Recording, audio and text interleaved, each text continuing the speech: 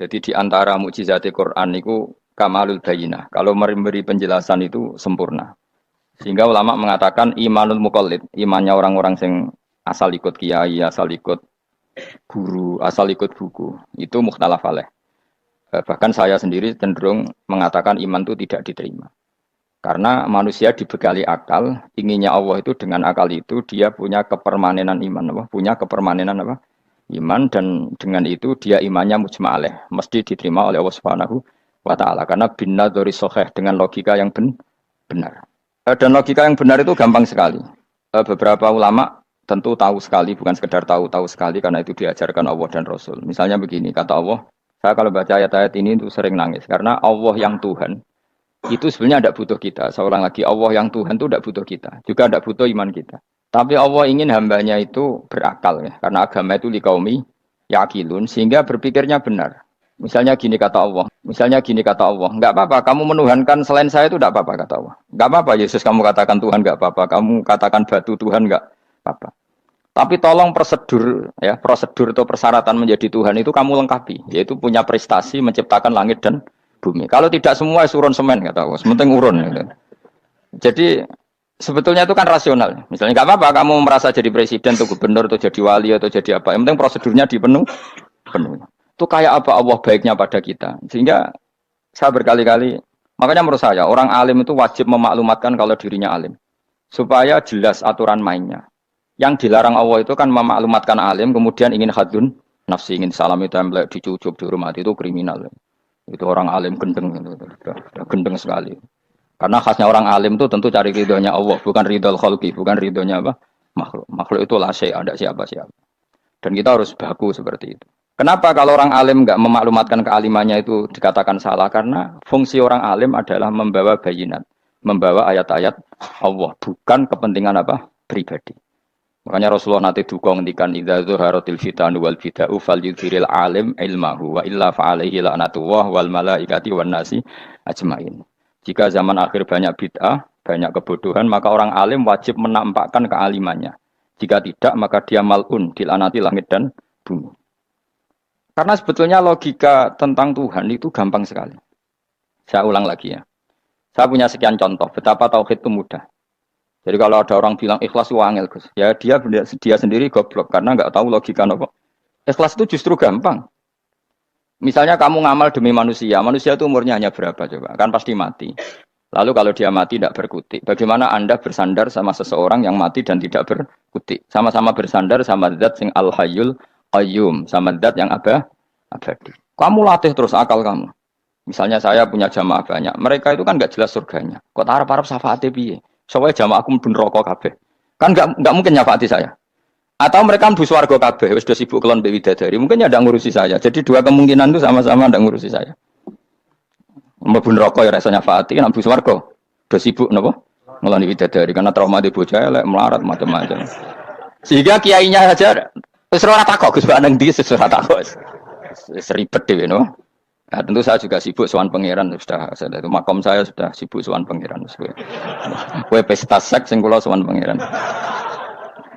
Wa swargame ayate pokoke inna ansa'ana gunna napa? Insa'a faja'alna gunna.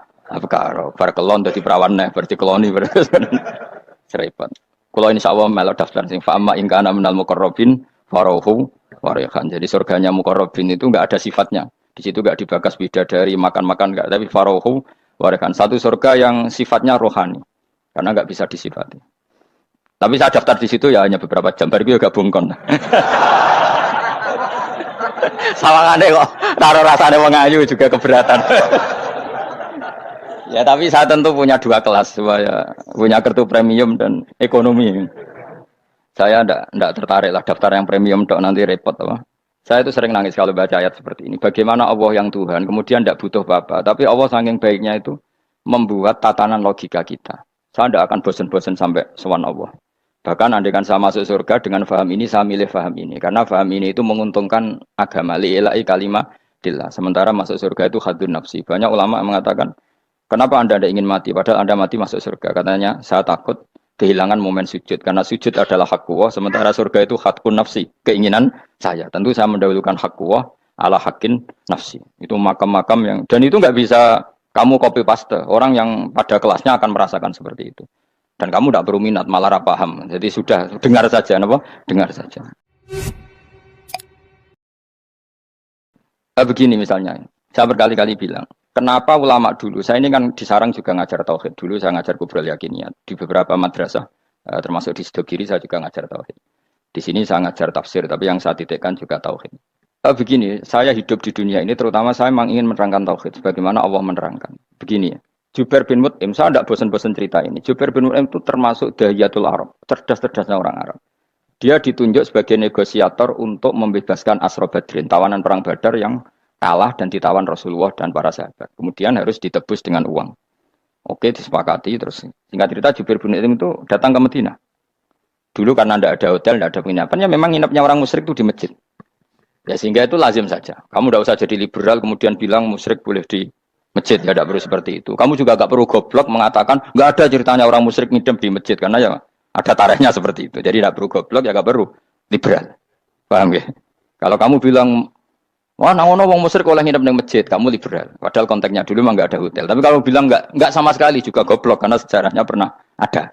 Milih nanti goblok apa liberal? Apa milih jelas? Nggak milih aja ngaco aja. 01 apa 02 apa 00. Milih mana? Goblok, liberal, enggak milih. Nah, ketika Jubair bin Mut'im itu datang, delalah Nabi itu sholat maghrib ngimami. Nabi baca surat Wattur wa kitabim mastur fi rabbim mansur wal baitil ma'mur. Kemudian di pertengahan surat At-Tur itu kan ada ayat yang menurut saya itu sangat bagus. Sehingga di kamar saya, di rumah saya itu tak figur ayat itu. Bahwa kita harus dilatih berpikir. Kata Allah memulai argumentasinya, am khuliqu min ghairi syai'in. Apakah kejadian alam raya ini seisinya tentu diciptakan tanpa sebab? Misalnya begini, alam raya ini kata orang nihilisme atau komunis atau orang-orang paham nihilisme, itu kan dimulai dari ketiadaan. Logika ini kan goblok sekali. Berarti kalau alam ini kadung wujud, kamu kan tahu kan langit bumi sekarang kan wujud. Ya, langit bumi sekarang kan jelas wujud. Berarti logikanya adalah al-adamu yakhluqu makhlukon, sesuatu yang enggak ada menciptakan sesuatu yang itu kan aneh. Di mana-mana al-adam ketiadaan itu tidak mungkin yakhluqu syai'an atau yu'athiru syai'an. Di mana-mana ketiadaan itu tidak mungkin mengefeki sesuatu yang ada. Wong kamu sebut tidak ada itu berarti tidak mungkin bisa berbuat apa karena namanya tidak ada. Sekarang alam raya ini dimulai dari ketiadaan. Terus kamu simpulkan sesuatu yang enggak ada menciptakan yang ada, itu gendeng apa enggak? Oh, gendeng sarap itu. Orang usah dipatahin wong gendeng, sebarno yang mau mati dewi. Jadi makanya Quran menanyakan mereka, am khuliqu min ghairi syai'in. Apa alam yang kadung wujud ini kemudian disebabkan oleh sesuatu yang tidak ada? Lalu kalau sesuatu yang ada pasti diwujudkan oleh yang ada. Nah, karena yang ada ini pencipta harus berstatus super. Nah, super ini oleh ulama disebut wajibil wujud. Maka Allah bersifat super, wujud yang paling prima, yang kausa prima. Karena pencipta tentu kelasnya harus di atas yang diciptakan. Makanya disebut, ulama dulu nyebut Allah itu apa? Wajibil wujud. Karena pencipta tentu lebih dahulu. Maka harus disifati awal atau qadim. Awal atau qadim. Kayak apa Allah mendidik kita? Am khuliqu min ghairi syai'in. Terus Allah bilang gini, ya gak apa-apa, yang menciptakan gak saya, gak apa-apa kata Allah. Tapi amhumul khaliqun, kamu saja yang menciptakan, gak apa-apa. Tapi syaratnya kalian juga harus merasa pernah ikut menciptakan langit bumi. Am khalaqus samawati wal ardh. Jadi, enggak apa-apa kamu merasa Tuhan, enggak apa-apa. Yang penting kamu merasa ikut nembok langit, ikut ngecor apa? Langit. Ya pokoknya ikut bikin. Terus kata Allah, bala yukinun, kamu tak suruh merasa menciptakan langit bumi, kamu juga enggak merasa iya. Memang ya mereka merasa enggak kan? Akhirnya Jubair bin Mut'im saking enggak kuatnya. Am khalaqus samawati wal ardh bala yukinun. Amin dahum khuzun. Sama Allah dibombardir seperti itu. Dia datangi Rasulullah, ya Muhammad, logika itu tidak meninggalkan akal saya. Matarok tali akli nasihan. Akal saya habis Muhammad. Saya iman saja. Saya tidak cukup punya logika untuk melawan argumentasi ayat yang kamu baca. Saya iman saja. Terus iman. Makanya kalau ada logika nihilisme bahwa sebelum alam ini adalah ketiadaan, lalu pertanyaannya bagaimana mungkin ketiadaan menciptakan yang ada? Di mana-mana ketiadaan itu la yu'atsiru syai'an wa la yakhluqu syai'an. Jenenge wae tiada. Tiada itu ya enggak ada fungsinya, ya enggak ada efeknya, enggak ada prestasinya. Ya pokoknya namanya enggak ada ya enggak ada. Nah, ini penting saya utarakan. Terus di sini Allah mengulang lagi, enggak apa-apa yang lainnya kamu katakan Tuhan jadi mitra saya enggak apa-apa. Tapi tolong kata Allah, aruni madza khalaqu minal ardi, tunjukkan ke kami prestasi dia ikut bikin bumi. Kita tahu misalnya Yesus, Isa lahir di bumi. Bumi sama Yesus dulu mana? Dulu bumi, dia lahirnya di bumi. Lalu dia melata di bumi, jalan-jalan. Kemudian dia mengatakan ini bumi Tuhannya saya. Jadi bumi kok enak, dhisik aku sih. Tua aku sih, bodoh-bodoh pangeran aku dong. Lebih apa? Tua. Jadi Allah itu gampang sekali. Nah sekarang orang iman itu kuat semua. Makanya ndak wali-wali. Imane mbek Allah taklid, njaluke aneh-aneh, njuk bojo ayu, sugih, jabatan. Bela Allah secara hujah aja enggak pernah, sudah minta. Makanya kita ini hidup di zaman yang saraf masal. Lho kula njaluk pangeran akeh-akeh kuwi, coba kamu bela Tuhan tuh pernah bela apa? Bela Tuhan tuh gampang dengan argumentasi al-hujjah yang supaya agama ini tamkin fil ard, benar-benar mapan dalam logika. Yaitu tadi di mana-mana yang namanya sebab itu amrun wujudiyun, di mana-mana sebab itu sesuatunya harus wujud. Paling tidak kita sudah menolak nihilisme. Apa? Nah, nihilisme. Lah wujud karena wujud awal harus berstatus prima. Lah prima itu dalam bahasa ulama disebut wajibil wujud. Makanya ulama dulu ngelatih kita itu pertama Allah itu siapa? Zat sing wajibil wujud. Itu satu filosofi yang luar biasa. Nah, kemudian setelah itu ada setan-setan kecil yang nganggur, yang iseng. Nah itu nggak usah kamu perhatikan. Tinggal delok TV, ngopi, terus tinggal nyate kelata. Enggak saya tamak, pingsan deh. Syukur-syukur stres deh. Dugaan saya setan saya gue pingsan, kurang gizi. Karena memang setelah itu setan goda gini. Lalu sebelum Allah jangan-jangan ada wujud yang lain.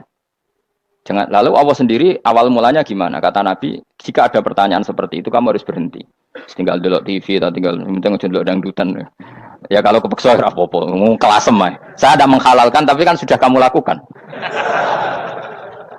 Karena itu lebih baik ketimbang pertanyaan filsafat. Banyak orang yang dulu sholat ketika sekolah filsafat tidak sholat. Alasannya sampai menemukan jati diri itu Tuhan.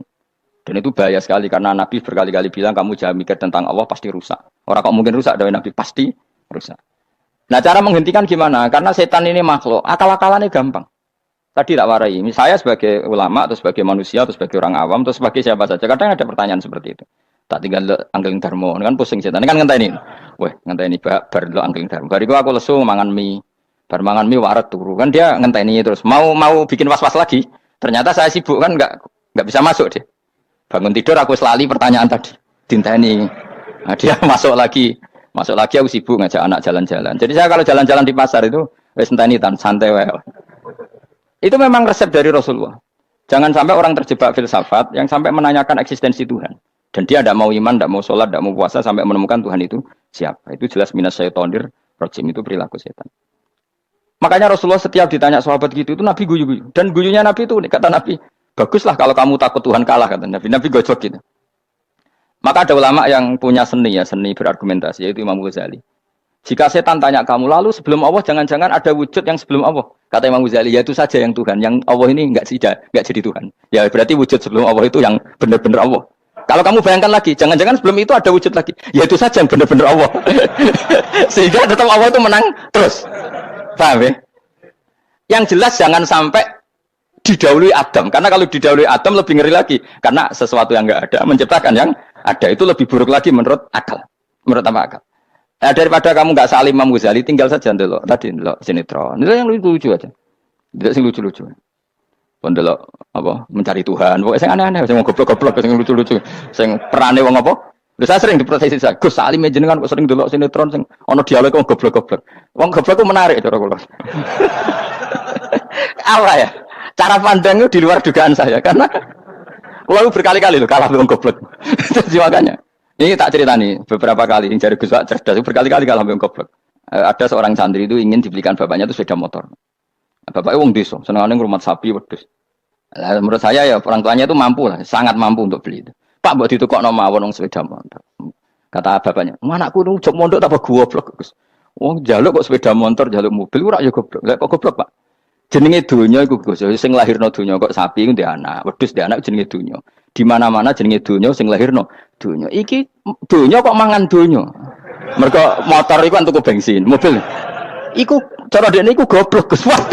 Batin berarti kabeh kiai goblok perkarane tuku donya sing ngentekno donya. Cara dekne donya iku sing lahirno donya. Batin kok pinter iki batin. Untungnya saya ini ulama ya, ahli tafsir ya malu. Saya kalah itu ya malu. Tapi saya sebagai orang objektif fair, itu teori benar apa? Jadi donya iku ya sing lahirno donya. Donya kok mangan donya iku goblok. Untungnya dia dengan saya itu jaraknya 5 kilo 7 kilo karena 7 kilo. Lala dia diterkon sepeda motor, aku tetap mau kalah. Pak, nanti jalan kaki saja. Karena kalau pakai motor ini kegoblokan kata saya. Terus mendingan nih, loh Gus mau kalah tadi.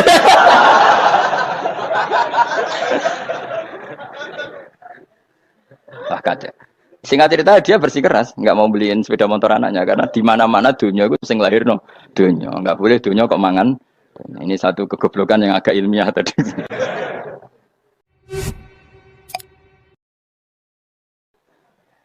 Nah, Imam Asy'ari juga ngalami hal yang sama. Imam Asy'ari itu punya, kita kalau ahli sunnah kan dua partai ya. Ya, dalam ahli sunnah itu hanya ada dua partai juga. Kalau nggak Asy'ari ya Maturidi. Ya, dan sama-sama alim. Ya kalau terpaut ya paling 5%, 7%. Ya. Kealimannya Asy'ari dan Maturidi. Imam Asy'ari itu bikin logika yang jelimet. Seperti saya sekarang ini. Logikanya jelimet, tapi permanen.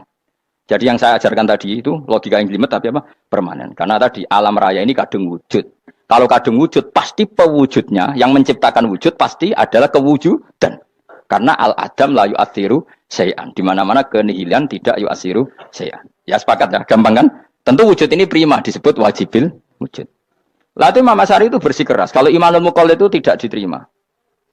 Banyak keberatan ulama, tapi Nabi nyatanya yaktafi bi imanil Arab al-khalina anin nadur. Nabi nyatanya mencukupkan imannya orang-orang Bedui yang mereka itu kayaknya tidak bisa mikir. Ya, Nabi yaktafi bi imanil Arab itu wong desa al-khalina anin nadur yang mereka itu tidak bisa apa? Berpikir. Ingat cerita Imam Asy'ari survei. Coba ayo kita tanya orang-orang kampung. Ternyata kegoblokan orang kampung itu ya ilmiah, masyhur itu. Imam Asy'ari saja harus belajar dari wong awam, wong goblok-goblok. Kita kok ingin ya Badawi bima araf tarubak. Kowe kok iman be Allah iku bima araf tarubak. Lalu kamu tahu Tuhan kamu atas nama apa? Dengan logika apa? Jawabnya enak. Al-ba'ratu tadullu 'alal ba'ir wa atharul aqdam yadullu 'alal masir. Angger ana tletong ya ana ontane.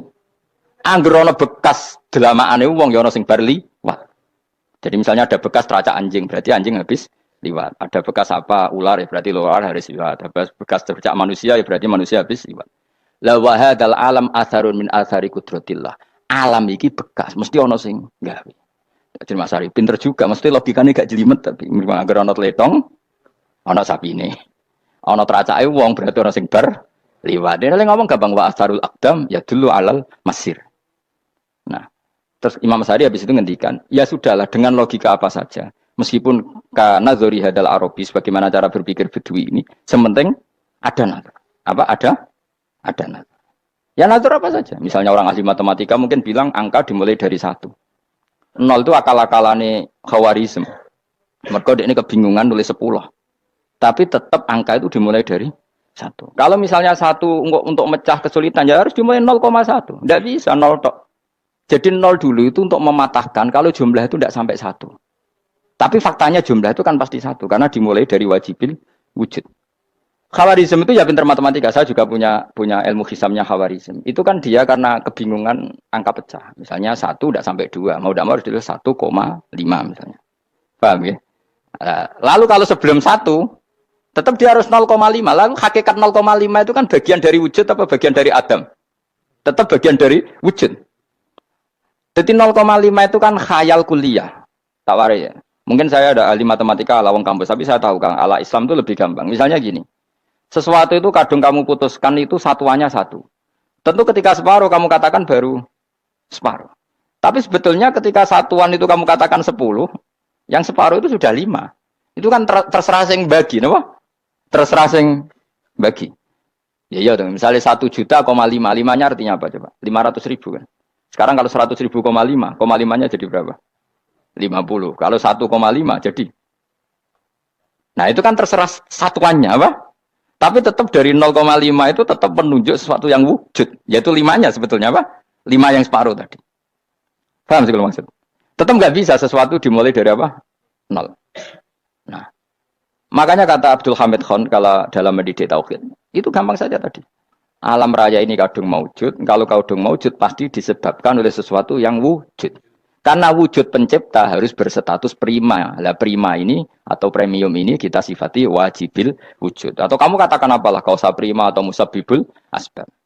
Nah kelirunya kita dalam berislam itu, kritiknya para ulama, kita ini nyebut Allah dulu baru menceritakan status Allah. Kalau zaman Nabi itu dibalik. Status wajibil wujud itu kita terangkan dulu, baru yang oleh Islam itu namanya Allah. Paham ya? Kan beda, misalnya gini logikanya gini, kamu ketemu orang ateis, saya ulang lagi, kamu ketemu orang ateis, terus kamu ditanya, lalu alam ini yang menciptakan siapa? Allah Jalla Jalaluh. Mesti kan tanya, man huwa Allah itu siapa? Kalau dulu Islam mengajarkan enggak gitu. Surat pertama turun apa coba? Iqra. Iqra itu enggak nyebut kata Allah. Iqra bismi rabbika. Rabbika itu siapa? Alladzi khalaq. Sebutlah nama Tuhan. Yang berhak menyandang Tuhan adalah zat yang pencipta. Itu tidak ada kata Allah. Di surat Mudatsir, surat kedua.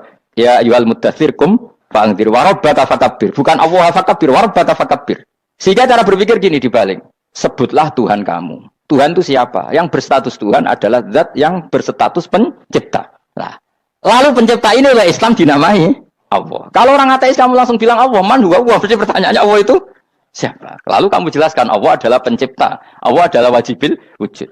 Tentu lebih gampang kamu terangkan. Makanya Al-Quran terangkan amuhuliku min ghairi syai'in. Mananya saya di sini, mananya ya Allah. Apa? Allah. Apakah mereka diciptakan tanpa pencipta? Tentu setelah Islam tahu itu namanya siapa? Allah. Paham ya? Kalau balik malih. Jadi sebetulnya Quran itu ngajari kita itu ilmu mantik yang luar biasa. Misalnya, ya Yuhanna su'budu. Siapa? Rabbakumul ladzi khalaqakum walladzina min qablikum. Sembahlah Tuhan. Tuhan itu siapa? Pencipta kamu dan pencipta orang-orang sebelum kamu. Lalu Tuhan ini oleh Islam dinamai. Tapi kalau langsung kamu bilang ke orang ateis atau orang Uni Soviet, Allah itu Tuhan. Allah itu siapa? Sebab itu di beberapa ayat dijelaskan dulu status Allah. Sifatnya Allah, keakhasan Tuhan. Yang dikatakan Tuhan adalah zat pencipta. Kalau tidak pencipta berarti tidak Tuhan. Sekarang Yesus pencipta bumi apa enggak? Enggak, karena dia lahir sudah di bumi. Begitu juga Fir'aun. Fir'aun itu kalah telak sama Nabi Musa gara-gara logika ini. Ketika Nabi Musa ditanya Fir'aun, wa ma rabbul alamin? Lalu Tuhan itu siapa? Kata Musa, rabbus samawati wal ardi. Yang menuhani langit dan bumi. Jadi Fir'aun, enggak, ma'alim tulakum min ilahin wa irisa. Jalan-jalan kemana-mana yang dikatakan Tuhan oleh masyarakat saya. Nah, kurang ajar Fir'aun. Terus kata Musa, ya Tuhanku yang di langit. Terus manggil Haman Mesir. Ya Haman ibn Ili sorkhalla ali abluhul asbab samawati fa'attoli ila ilahi. Musa, Haman, bikinan saya piramida yang tinggi. Aku akan lihat Tuhannya Musa. Ada enggak di sana? Padahal misalnya munggah tenan pangeran ra iso didelok kan repot Nabi Musa. Wah parah ya, nggak piramida nginceng pangeran teprak itu kan. Akhirnya Musa pakai logika. Ya sudah gini saja. Rabbukum wa rabbu abaikumul awwalin. Yang menuhani nenek moyang kamu yang dulu-dulu. Mau itu langsung fabuhita Fir'aun. Fir'aun tuh kaget sekaget-kagetnya. Dan para penggawai Fir'aun sadar. Wah kalau Fir'aun yang Tuhan, babanya tanpa Tuhan. Kan Tuhannya balita kan gitu kira-kira. Tuhannya balita. Tuhannya barulah. Itu kan jadi logika yang mematikan. Kalau Fir'aun Tuhan, berarti babanya dulu yang wujud itu tanpa Tuhan. Karena Tuhannya barulah. Ini ada Tuhan kok datang terlambat ini kan. Akhirnya para punggawanya Fir'aun iman. Macam gendeng ya, Fir'aun itu gendeng. Itu pentingnya logika. Rabbukum wa rabbu abaikumul awwalin. Nah sekarang orang tuh nggak belajar logika. Iman bi Allah orang mantep ning ati, ijek iso diguncang setan, jalukane wis aneh-aneh. Jaluk swarga, jaluk gak mutu cara. Gak mutu. Makanya banyak wali kalau ditanya, kamu masuk surga sama sholat milih mana? Milih sholat. Kenapa milih sholat? Di surga itu demi hadun nafsi saya, poya saya. Tapi kalau saya sholat itu untuk hakku. Saya sebagai hamba, identitas kesejatian saya adalah menghamba. Soal nanti Allah bikin bonus surga silahkan. Maka sebenarnya masuk surga itu ada urutannya. Sebagai orang alim saya urutannya adalah berkampanye sesering-seringnya membuat logika supaya orang mudah ke Allah dan Rasul.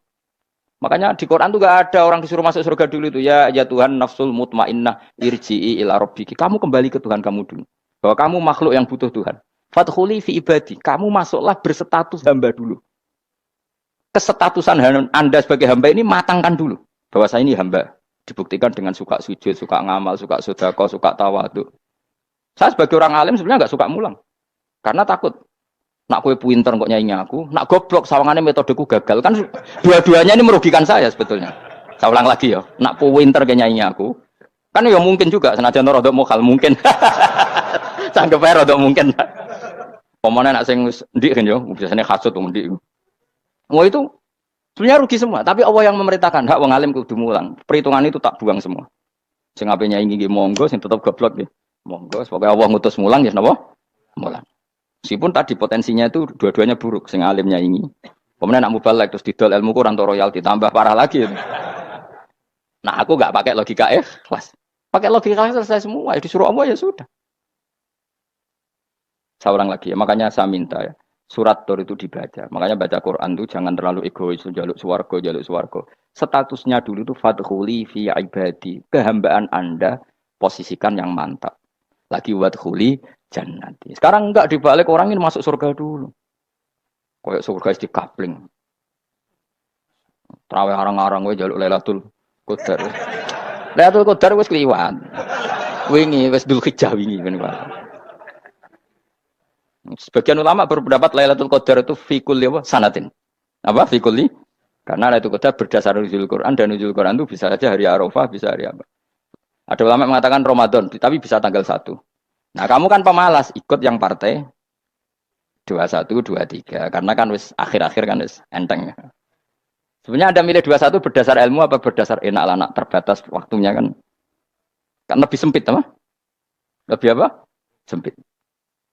Ya saya ulang lagi ya. Jadi Allah kalau ngajarkan hujah itu gampang sekali ya. Tadi amkhuliku min ghairi syai'in. Enggak apa-apa saya ada Tuhan kata Allah, tapi kamu harus punya logika. Alam raya ini diciptakan tanpa pencipta.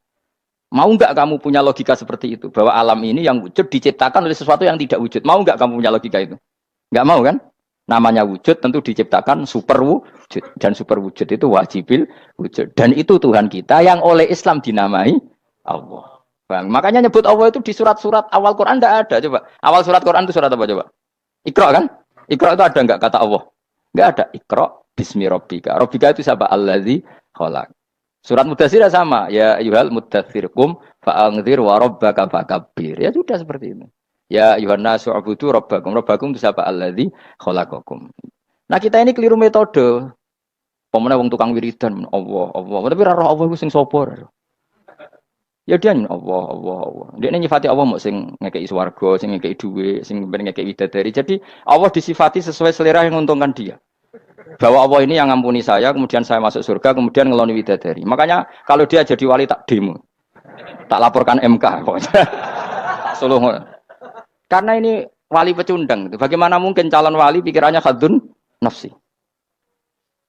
Kalau lama agak gitu, mendikan Allah itu zat paling penting di dunia. Maka akan saya maklumatkan di dunia bahwa orang kembali ke Allah. Caranya gimana? Akan saya kenalkan Allah lewat logika. Caranya apa? Kita sifati wajibil wujud. Kita sifati Rabbukum wa Rabbu abaikumul awalnya. Dengan sifat-sifat yang semuanya mengarah ke dikjayaan Allah Subhanahu wa taala. Iku jenenge kowe bener-bener ulama. Iku disebut bal wa ayatum bayyinatun fi suduril ladzina utul ilm. Makanya ulama itu orang yang luar biasa. Sampai disebut innama yakhshawaha min ibadil ulama. Ahli ibadah itu rapati wedi pangeran. Masuk wiridan istighfar nangis rapati wedi pangeran. Gayane tok nangis. Karena sebenarnya dia nangis wedi ra mlebu swarga. Mlebu swarga gak iso ngloni. Dari itu aja orientasinya itu. Makanya benar Kanjeng Nabi nak gojlok orang alim satu itu lebih utama dibanding 1000 ahli ibadah. Bahkan Nabi pernah ngendikan sangat ekstrim. Fadlul alim alal abid kafadli ala adnakum kata Nabi. Keutamaan orang alim dibanding ahli ibadah itu sebagaimana kelas saya kata Nabi dibanding kelas terendah kalian. Padahal Nabi dengan Abu Bakar saja jaraknya sangat jauh. Itu kata Nabi fadlul alim alal abid kafadli ala adnakum. Keutamaan orang alim dibanding orang abid sebagaimana keutamaan saya dibanding sahabat paling rendah. Karena tadi abid itu ada opportunisnya. Tapi kamu jangan benci abid loh. Karena kamu ya orang alim, orang abid. Saya saja yang kritik. Saya yang tanggung jawab di depan Allah. Orang abid itu kadang kan wiridan nganti nangis. Pikirannya apa coba? Wis rasakno mungkin apa wiridan pikiran aja. Di sepuro dosane. Terus apa kan? Mlebu swarga. Terus apa kene swarga? Aku takut. Saya aku takut. Ayo sing ape mlebu swarga apa kegiatan? Rencana pertama apa? Terus gak usah munafik biasa wae.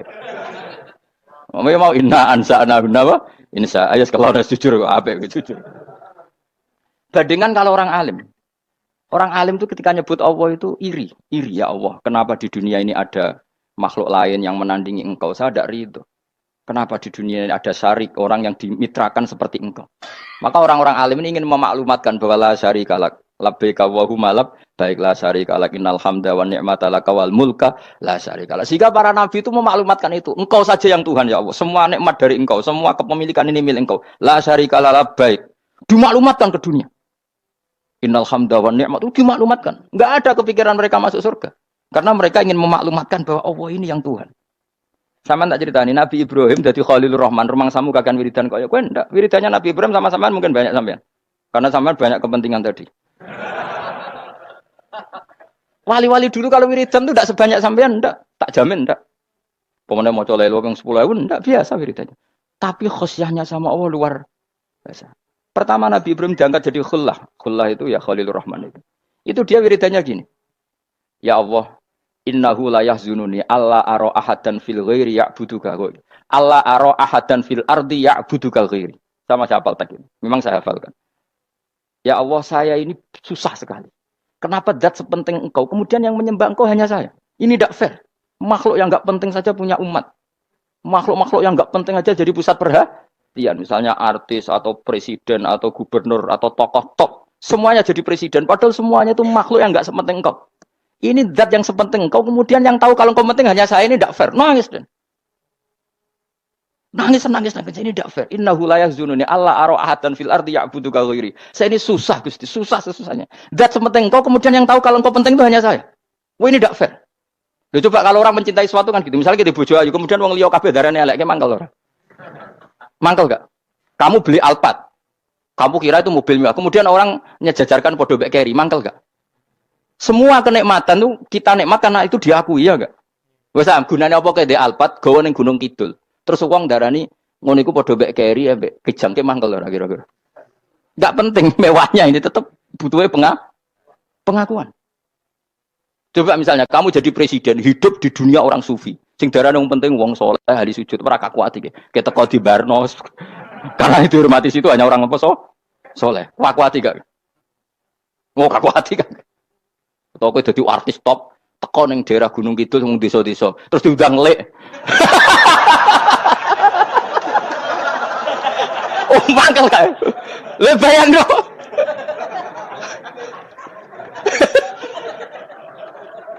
Oh, kamu menteri top, menteri BUMN, barang dolan itu iso diundang lek. Mados walang lek ngono. Oh, mangkel. Karena orang keren itu butuh pengakuan apa? Wes kayak misalnya di bojo ayu terus wong liya kabeh darane elek mangkel gak? Sebetulnya orang merasa nikmat itu karena pengakuan. Bayangkan andaikan orang itu melihat Alphard itu tidak wow. Orang punya Alphard gagah enggak? Oh, enggak gagah. Kalau orang lain enggak bilang apa? Oh. Ya mau misalnya digoning desa terus ana wong desa nganggap kamu model tepak terus saya mau badhe numpang wedhus kula angsal, Pak. Kagak ati. Habis kan. Makanya branded itu harus dimaklumatkan. Nah, itu bayangkan Nabi Ibrahim. Zaman itu ada Raja Namrud yang dipuja-puja, ada orang kaya dipuja-puja. Kemudian engkau yang Tuhan, pemilik langit bumi, enggak ada yang muja-muja engkau. Ini enggak fair ya Allah. Nangis. Orang kok kowe eling pangeran sak jam, swarga Gusti. Dasar gak bakat wali. Loh, saya itu pernah kangen Nabi Ibrahim itu sampai nangis. Dan itu saya tidak berdoa. Semua yang terkait Nabi Ibrahim itu saya baca. Mulai surat Quran, tafsir tentang Ibrahim. Dan sampai saya di Kudiro di Tadbir Allah pernah ziarah ke makamnya Nabi Ibrahim. Itu saya hampir gak pernah doa. Saya isek. Ya karena tadi. Ketika Nabi Ibrahim nangis-nangis gitu, ya Allah ini tidak fair. Engkau zat terpenting di alam raya ini. Kemudian gak ada yang menuhankan engkau. Gak ada yang merhatikan sama ini tidak fair. Susah sekali. Karena yang tahu engkau Tuhan itu saya tok. Masyhur itu sama Allah. Karena Ibrahim nangis-nangis itu terus sama Allah diterbangkan ke langit. Disebut wakadzalika nuri Ibrahim malakutas sama. Di langit ada jutaan malaikat sujud, jutaan malaikat rukuk, jutaan malaikat baca tasbih. Nabi Ibrahim oke Gusti kalau gini ya benar ini baru benar kata. Makanya terus Allah dengan keangkuhannya karena Allah punya sifat angkuh dan itu sah walahul kibriya kan sifat angkuh baik untuk Allah tapi tidak baik untuk makhluknya dan Allah dengan sifatnya walahul kibriya. Kata Allah kalau nasihati para nabinya kamu tidak usah susah jika di bumi jarang orang nyembah saya. Innalladzina 'inda rabbika yusabbihuna lahu bil-laili wan nahar wa hum la yasamun. Kamu tenang saja. Orang yang di sana di langit-langit itu maksudnya para malaikat itu bertasbih siang dan malam. Wa hum la yasamun dan mereka tidak berhenti-henti, tidak bosan-bosannya bertasbih. Jadi nabi itu baru terhibur kalau yang diidolakan itu keren. Itu nabi, itu wali kutub, itu wali. Kamu enggak nyebut Allah itu sebenarnya kamu kan enggak ingin kan bangun malam ingat Allah berhubung utamu akeh terus Allah mbok libatno mbok nyaur kan sebenarnya itu kamu ingin jadi bupati sebenarnya kamu enggak kangen Allah kamu ingin jadi bupati terus Allah mbok jak koalisi kan gitu terus malam-malam Allah Ya Allah ini hambamu ya Allah minta ini. Sebenarnya kamu kangen Allah apa kangen keinginan kamu? Ya, kok terlalu menyindir banyak orang ya. Maksudnya ini cerita saja. Ya sudah ini kayaknya kok banyak yang tersindir tapi ini kan ngaji. Yang ngaji itu harus naik kelas. Ya sudah tidak usah diteruskin kok banyak yang tersinggung. Ya sudah tidak usah diterusin. Walau akhidu mau mengalap sapa Allah anasa yang manusa bima kan perkara kasabu kang nglakoni sapa anas. Minal ma'asi sing pira-pira maksiat. Mataroka. Mongko ora ninggal sapa wa ta'ala dzuriya ing atase ndhuwure artayil ardi min dabatin saking kewan apa wae. Nasama tegese kewan tadubu kang melata punah sama alih ing atase arat. Kalau saja Allah ingin merusak manusia karena dosa-dosanya, pasti tidak disisakan beberapa sesuatu yang jadi kebutuhan manusia, termasuk dabam. Misalnya nggak ada hewan, nggak ada tanaman, nggak ada apa saja di bumi. Karena Allah ingin mengadab manusia. Tapi nyatanya di balik mereka maksiat tetap fasilitas kepentingan manusia ada. Karena sifat ghafurnya Allah, sifat rahmannya Allah. Walakin yu akhiru tetap ini ngakhirna sapa wa hum wong akeh ila ajalin tumeka maring batas musamman kang wis ditentokno. Yaumil kiamat tegese dina kiamat. Fa idza jaa mongko nalikane teka apa ajaluhum ajale wong akeh fa inna wa mongko satuna wa ta'ala iku kana ana sapa wa bi ibadihi kan kawulan apa basiran dat sing mirsani. Fa ijazi mongko males sapa wa ing wong akeh ala amali ing ngatasé ngamale wong akeh. Carane ngemales Allah tentu profesional atau prosedural bi isabatil mukminin kelawan ganjar wong mukmin wa iqabil kafirin lan nyiksa wong kafir. Ya jadi Quran itu gunanya ya membuat logika yang benar supaya orang itu menghindari kesalahan.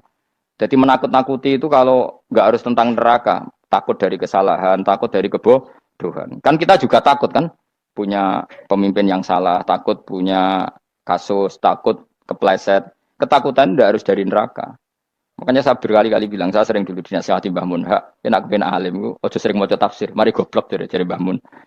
Maksudnya mari goblok itu gini, mufassir itu manusia, kadang dia itu satu ayat umum, dia mendiktekan ke satu kasus, padahal kasusnya lebih umum. Makanya berkali-kali sama nani umpama ini, contohnya ini, karena nanti itu mengikat. Misalnya gini ya, saya ulang lagi ya, dan gayamu kayak wong alim. Coba andekan kapasitas Anda itu RT, minta jadi presiden, itu ngelama apa doa? Tidak jawab saja. Ngelama. Jatah kamu untuk azab, kok jaluk Lailatul Qadar, itu ngelama apa Anda? Mestinya jalukmu orang untuk azab, itu bagus. Paham ya? Banyak ulama diajak istisqa gak mau. Banyak itu ulama. Ayo istisqa kita karena sudah lama gak hujan. Kata ulama tadi, jatah kita ini kena hujan batu dari langit. Gak hujan batu sudah bagus, gak usah minta. Ulama macam-macam. Lah rai-rai ngene iki pantes untuk Lailatul Qadar untuk adab aja jawab.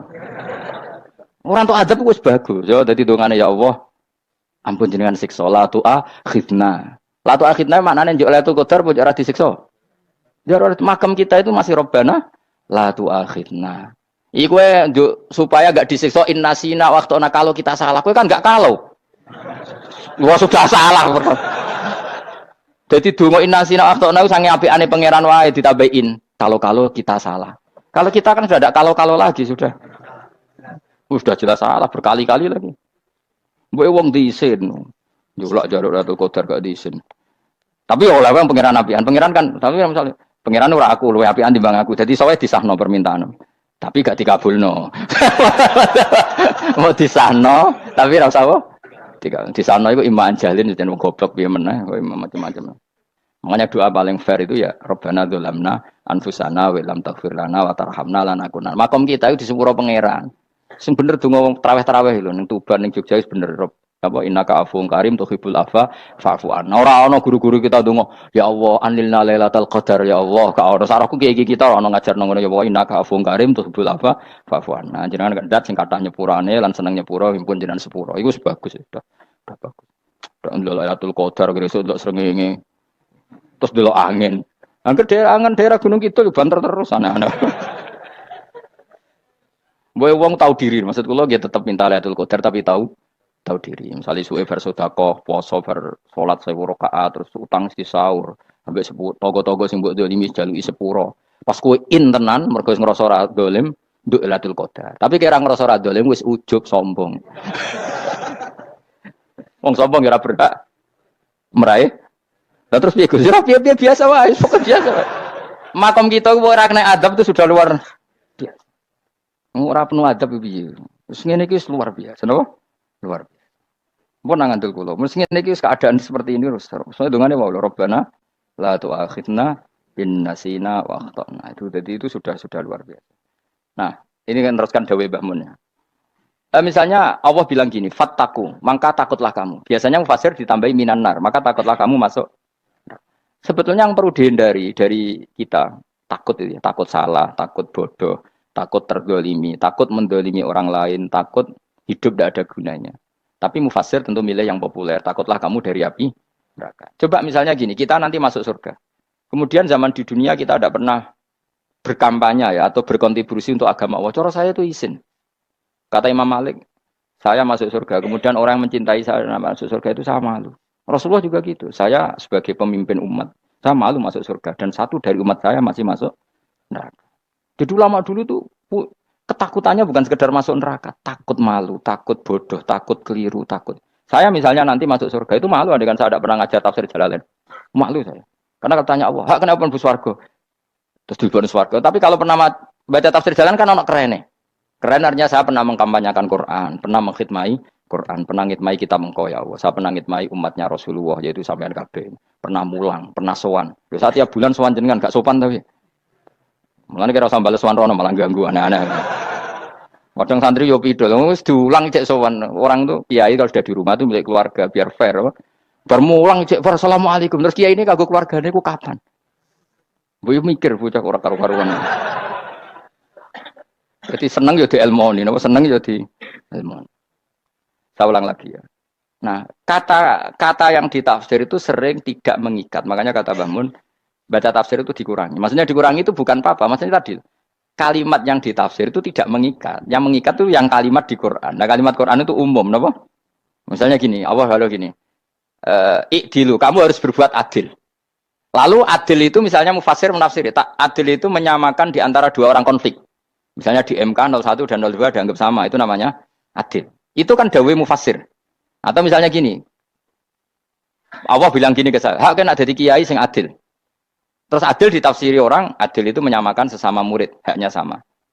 Nah, tapi bisa saja adil itu di luar itu semua. Misalnya gini, ternyata adil menurut Allah gini, adil maknanya seimbang, apa? Adil itu maknanya apa? Seimbang. Lalu keseimbangan seorang hamba adalah dia ingat Allah lebih banyak. Karena ini bandul yang benar-benar nyata. Allah itu nikmatnya nyata. Sehingga ketika saya sebagai orang alim, ingat saya alim itu karena Allah. Dikasih ilmu Allah, dikasih cerdas Allah. Dikasih semuanya dari Allah. Sehingga saya itu tidak merasa kumuluhur pada kalian. Karena semua ini dari Allah. Kemudian Allah sendiri yang memerintahkan. Ya, kamu harus mengajar. Maka saya ada harap-harap salam template sampeyan, penghormatan sampeyan, apresiasi sampeyan. Karena saya hubungannya hanya dengan Allah Subhanahu. Itu namanya adil, meletakkan sesuatu proporsional. Itu juga adil namanya.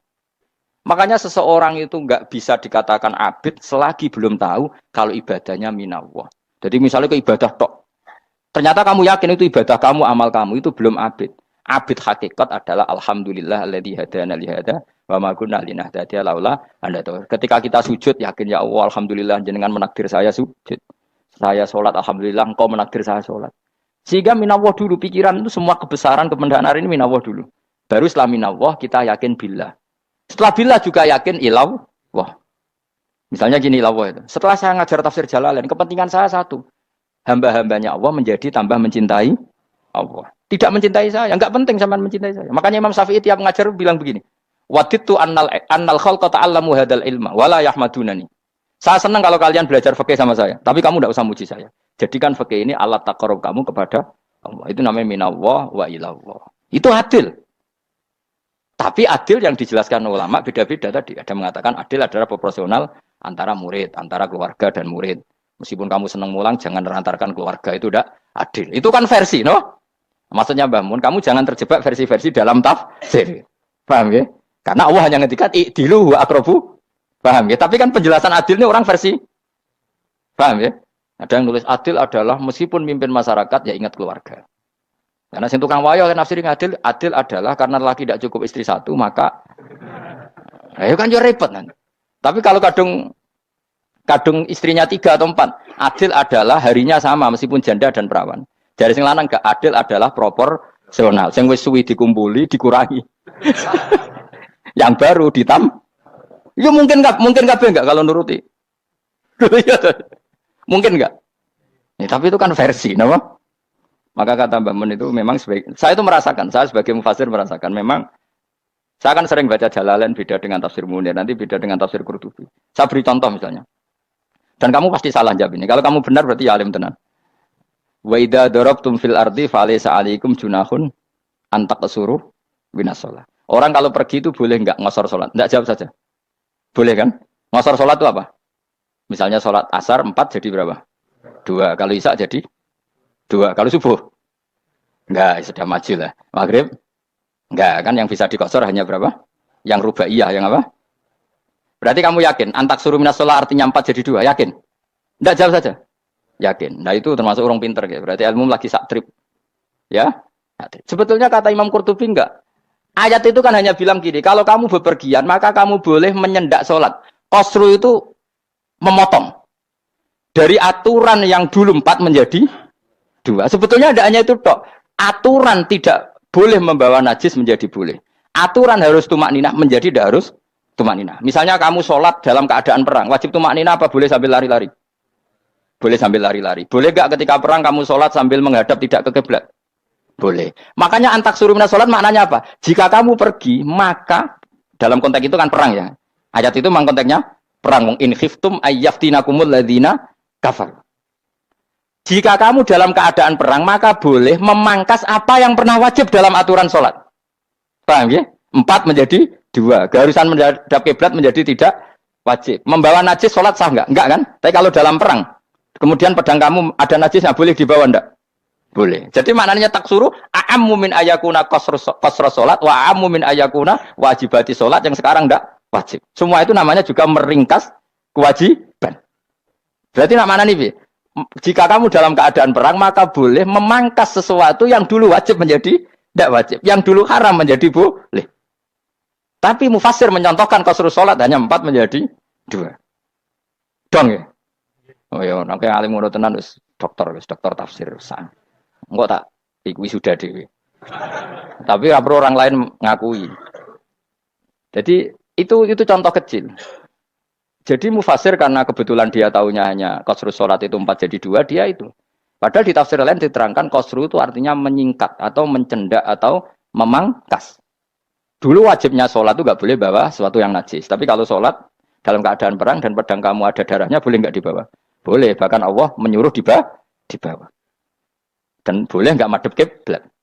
Fa in khiftum farijalan auruk banataki fa idza amintum fadhkurullaha kama 'allamakum. Ketika keadaan aman baru salat sesuai standar.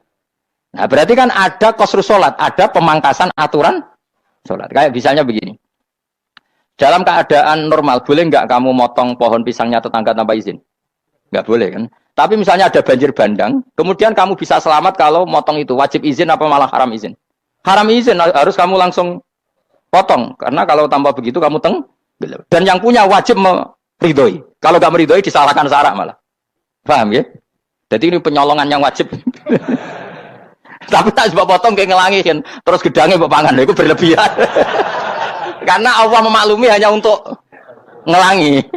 Jebule wis menisan lah itu di luar izin syariat apa? Di luar izin syariat. Itu melampaui batas itu. Syaratnya boleh itu ghairu baghiw wala famani turra itu darurat syaratnya ghairu baghiw wala dan tidak boleh melebihi batas. Ora ape ngetok gedange jupuk sik sing mateng dipangan terus diketok. Ora oleh. Paham jelas ya. Makanya kalau ngaji tafsir ya saya kan berkali-kali ada makna di tafsir Imam Suyuti saya tambahi umpamane ngene. Maksudnya umpama itu supaya contoh itu tidak mengikat. Jadi yang disebut beliau itu satu dari sekian potensi ribuan contoh. Ya kayak tadi misalnya antak suruh minas sholah. Itu umumnya ulama membayangkan qasru sholat yang 4 jadi 2. Padahal enggak, maknanya meringkas aturan dari wajib menjadi tidak wajib. Bahkan sebagian aturan itu dikatakan haram, tidak haram. Itu tadi misalnya bawa najis atau teman kamu mau dibaca orang kafir, terus kamu bilang, hei hati-hati, itu tidak batal kalau dalam sholat siddatil khauf. Paham ya? Jelas? Semaju lah. Malam terus likur, Lailatul Aku wis gumen mbek wong-wong bingung ora ilmune wong-wong. Ma ungzira abahum elam yung daru tegese ora den kei wedi sapa ngangge fi zamanil fatrah ing dalam zaman fatrah. Ya sama seperti ini. Orang tidak mendapat ingzar itu fi zamanil fatrah, zaman enggak ada rasul. Tentu tidak hanya itu tok. Ada rasul tapi orang itu jauh dari komunitas ulama. Itu juga termasuk orang yang tidak mengalami Ingdar. Jadi tidak mengalami ingdar bisa di zaman fatrah atau sudah ada rasul tapi dia jauh dari ulama atau jauh dari komunitas Islam. Itu juga komunitas yang tidak mengalami ingdar. Fahum mengkote wong akail kaum iku khafidun lali kabian iman sing iman parustilan bener. Itu contoh paling gampang tuh nak dawuh yai mesti bener itu loh. Kalau kamu ngaji tafsir Jalalain ya Yuhanna subudu rabbakum. An-nasu biasanya tafsirkan kufaru Mekah, napa? Padahal di situ nas semua manusia apa kafir Mekah? Semua manusia. Cuma konteks dulu karena Nabi orang Mekah dan zaman itu yang diberi peringatan orang Mekah, Imam Suyuti bilang kufaru Mekah. Lah seperti itu kufaru Mekah mengikat apa enggak? Enggak kan? Enggak, karena yang dituruni Quran yo kafatal linnas. Tapi ya Yohanasu di Jalalain sering ditulis apa? Kufaru Mekah. Nah, seperti itu tidak mengikat. Itu contoh saja apa? Contoh saja dalam konteks zaman itu. Paham ya? Jadi banyak, makanya tafsir itu agak ngikat. Ya tapi yang ngomong gitu harus orang alim. Kalau kamu yang ngomong malah kacau. Kemudian ngomong sombong. Maksudnya kan manusia, saya juga manusia. Ngapain saya harus ikut? Ya sarap itu. Itu ora wis sombong sarap, no? Wis sombong sarap. Lakot hakko teman-teman fahum, lakot hakko teman-teman nyata pal kaulu apa titah. Wajib tegese wajib manane nyata ala aksarihim. Ing atase akeh-akeh wong bil adab. Lakot hakko teman-teman dadi nyata pal kaulu apa titah anane azab. Wajib tegese wajib apa adab ala aksarihim bil adab. Fahum mongko te wong akeh layu minu ora iman sapa akeh. Il aksaru tegese utek akeh wong ora iman. Zaman iku Mas. Ya, maksudnya zaman iku. Tapi jengben mboten ngerti. Tapi yang mungkin batu Isa itu semua orang iman, tapi ya banyak yang setelah iman itu tidak bermanfaat lagi karena wes napa matahari terbit dari napa barat. Hina la yanfa'u nafsan imanuha lam takun amanat min qabl. Inna saat temen ingsun ujalna ga ingsun fi anaqihim. Ing dalem gulu-gulune wong akeh tak gawe aghlalan ing blenggu.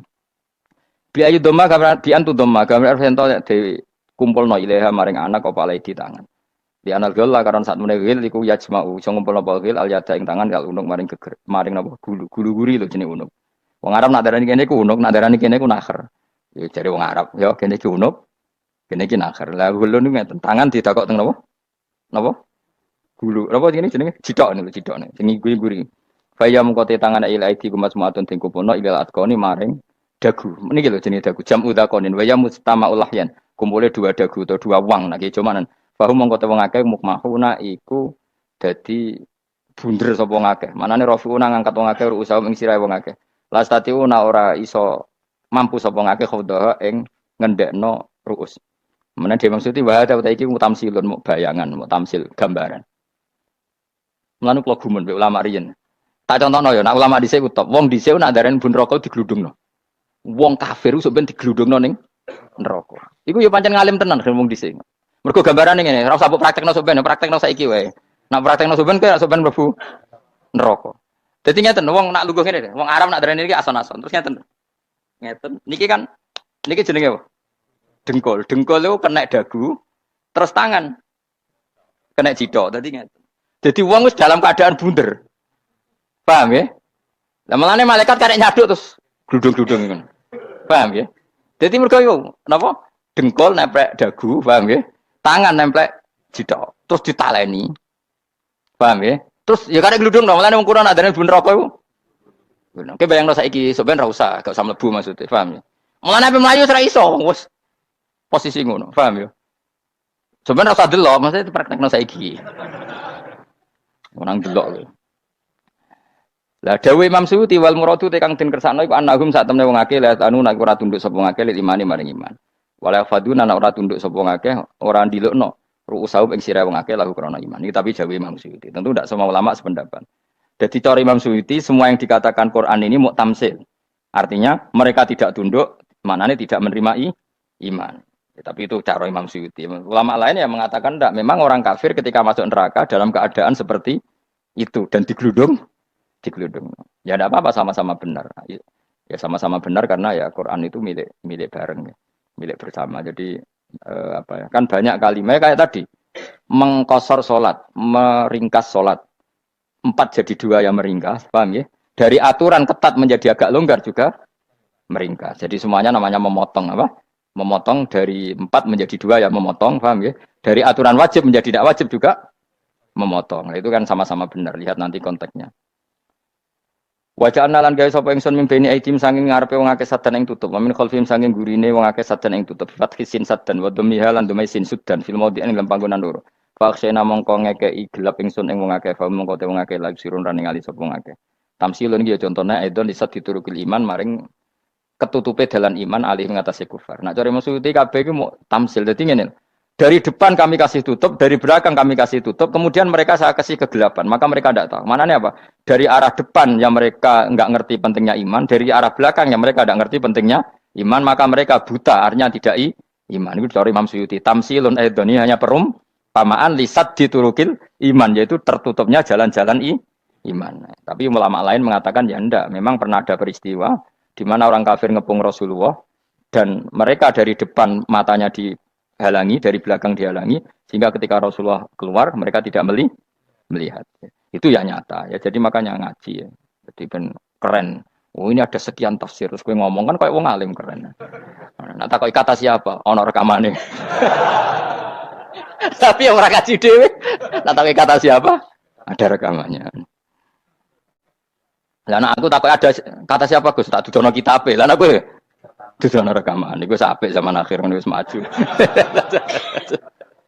Soale sing rido kan. Enak kok Kang jadi orang alim gue enak. Nanti itu jadi orang alim ya rugi. Tadi nanti kan gitu. Syekh Abdul Qadir masuk surga. Entah ini gelombang kedua dan para penggemarnya. Jadi akhirnya sing alim tenan yang buswarga, sing kedua dan para penggemarnya. Gue rasa alim Kang, cukup penggemar. Jadi aku sebenarnya rugi kan. Gus Pak masuk surga kedua dan para penggemar. Waduh. Terus jebule padha ae. Iku saking rahmane Allah. Kenapa? Kan masyhur itu hadis itu. Rasulullah itu ada sahabat nangis, enggak bisa tidur nangis. Berhari-hari enggak bisa tidur nangis. Hanya karena ingin punya satu pertanyaan. Lama-lama ketemu Nabi, ya Rasulullah saya sudah berhari-hari enggak bisa tidur, ingin menanyakan ini tapi tidak berani. Coba kamu tanya saja. Ya Rasulullah, saya ini kalau mati, engkau kan suatu saat dipanggil Allah. Saya tidak ketemu engkau. Makanya mumpung sekarang saya tak melihat wajah engkau sekuat-kuatnya, sepuas-puasnya. Karena Nabi ya. Terus, kenapa? Ya kalau engkau di surga, saya di neraka kan enggak ketemu lagi. Atau kalaupun kau di surga kan kelasnya beda, kan tidak ketemu lagi. Jadi kemungkinan dua-duanya itu tidak ketemu. Kata. Karena tadi bisa saja, ya, artinya Nabi karuan di surga, saya di neraka tidak ketemu. Atau engkau di surga, saya di surga pun beda kelas, ya nggak ketemu. Terus kata Nabi, tidak begitu aturan mainnya. Almar'u ma'aman ahabba. Orang itu sesuai yang dia orang bersama orang yang dicintai. Jadi ya saya harus ikhlas kalau kamu saingi nanti. Ya, takdir no. Wasawana ni podo uga alim ngatasi wong akeh angger tau tento ngekek peringatan sira gumeng wong akeh tahqiqil hamzaten angger ta. Wa ibdali saniyati alifan angger ta humatasili ala nasil hamzah wa itu khali alifan wa alif binal musahalan dan hamzah sing ditasil wa ukhra lan ya wa tarki lan tinggal itu khali. Amnam tungzirhum wong ra wis bakat kafir mbok elingno cek ra mbok elingno tetep la yuk minun ora gelem iman. Lah sing iman iku sapa inama tungziru mestine ngelingno sira. Maksude yan fa'u tegese manfaat apa ing daruka peringatan sira. Peringatanmu manfaat man ing wong ittaba kang anut sapa man atikra ing Quran il-Quran atik Quran. Wa khasyalan wedi sapa man ar-Rahman ing Allah Rahman bil ghaibi padahal ora roh pangeran. Ya khofa tegese wedi sapa wong ing Allah, toh walam yara ora ningali sapa wong ing Allah. Nane bil ghaibi itu apa? Takut Allah dalam keadaan toh dia tidak melihat Allah lang. Mergo tak tafsiri bil ghaibi barang gaib. Barang gaib ning Indonesia terjemahannya hantu. Melihat alam gaib itu maknanya apa dalam bahasa Indonesia? Hantu. Mulane bil ghaibi ra tak terjemah, apa? Ya namanya ini wakosya lan di sapa wong ar-Rahman ing Rahman bil ghaibi padahal dene ra roh langsung. Ya ora usah diterjemah ya. Terjemah dadi apa? Barang gaib malah repot. Fa basiru mongko ngeke berita gembira sira ing man bimaghfiratin kelawan pengempuranan wa ajrin dan ganjaran karimin kang terhormat. Orang yang seperti itu yang ngikuti Quran dan takut Allah itu layak mendapat maghfirah wa ajrin karim wa ta'ala jur karim wal jannatu swarga. Inna satamna ingsun wa nahnu ya ingsun iku nuhyi uripna ingsun al mauta ing wong sing mati libasi krana pas. Wa natubulan nulis ingsun fil lauhil mahfuz ma ing apa wae kodamu kang nglakoni sapa ngake fi hayatihim. Di lauh mahfuz apa yang pernah kamu lakukan ditulis min khairin kaapian wasari dan kaelean li yujazau supaya diwales sapa ngake alih ing atase iki. Wa atharahum lan yo tak tulis bekas-bekas kelakuanem. Matek saya perkara ustun kang digawe sunah apa bima badam sak usum ngake. Jadi perilaku kamu ditulis setelah kamu mati masih ditulis yaitu bekas-bekas sunnah kamu yang pernah kamu lakukan. Jadi misalnya kayak kok penemu judi, selama ada orang judi ya kamu dapat, paham ya? Paham ya? Loro gak ya? Makanya ulama ngendikan dulu tubalil amwat, tubaliman mata wa matat ma'ahu dunubu. Bejo wong mati, kemudian dosa-dosanya melok mati pisan. Maknanya dia mati dalam keadaan tidak pernah melahirkan sunnah keburukan, paham ya? Tapi bejo wong sing mati, kemudian dia meninggalkan sunnah kebaikan yang diikuti terus. Kok sampean ini lo bener? Gak paham jalannya lah, nggak jalan nggak turun ngaji. Sehingga sebenarnya anak gak paham lah ya gue. Lo kok gue jalan dong? Disek bapak paham lah ya gue. Itu sudah bagus. Apa? Bagus. Berarti pokoknya anut anak ya anut. Pokoknya keren, pokoknya keren sama itu keren. Jadi nanti sebenarnya anak tuku jalan tak kok pak, kok tuku jalan? Disek bapak aku neng lemari iki ono jalan. Lah tapi disek bapak paham yo ora paham bodoh. Wes stop, stop. Jelas ya gitu. Anak tubuh mangkot damu wa atharoh. Makanya sisa-sisa amal kita, bekas-bekas amal kita semuanya adalah ditulis sampai Allah Subhanahu wa taala. Mulane kula kepengin jenengan nate syukuran, pisan-pisan nate syukuran. Pertama anak kita bisa sholat. Guling-gilingan banyak orang syukuran perkara ulang tahun. Kenapa pertama anak kita bisa sholat, kita tidak pernah apa? Syukuran. Padahal sholat itu yang menjadi identitas anak kita, kehambaannya ila yaumil qiyamah. Mbok orang itu gitu. Sehingga nanti anak kita tuh senang sekali. Itu saya itu kalau agak marah, itu anak saya yang paling kecil, baru umur 6 tahun. Itu tahu-tahu bilang, "Pak, saya sudah sholat." Karena dia tahu, saya itu paling terhibur kalau ada berita sudah sholat. Jadi itu penting, supaya orang itu tahu orientasinya bapak itu sholat.